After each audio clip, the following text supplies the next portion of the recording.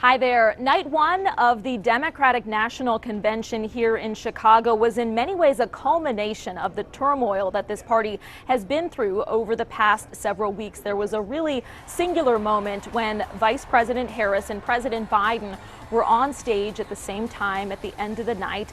And in many ways, that was that really symbolic passing of the torch moment. It was a surprise appearance on the first night by Vice President Harris, and she came out to speak praises about President Biden. She was not the only one. Throughout the night, there was really a swell of tributes to his legacy. And then he gave the final speech of the night, speaking about his 50 years in public service in the U.S. government. He thanked the American people, and he said he had given his best to America. He also addressed head-on all of the conversation that's been swirling about his basically having left the ticket, given up his reelection bid. And he said that it's not true that he's angry at people in the Democratic Party who thought that he should step aside. He said that he loved the job of president, but that he loves his country more and thinks it's more important to preserve democracy. So that was a big moment. There was also a focus on some of the key issues.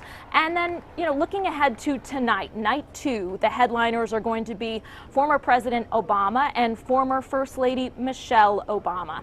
It's sure to be another rousing night in the United Center. From the DNC in Chicago, I'm Alice Barr, NBC News.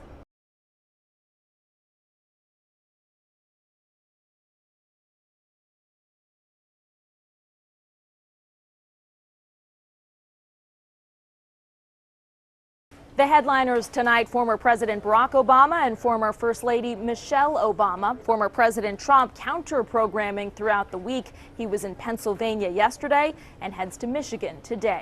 From the DNC in Chicago, Alice Barr, NBC News.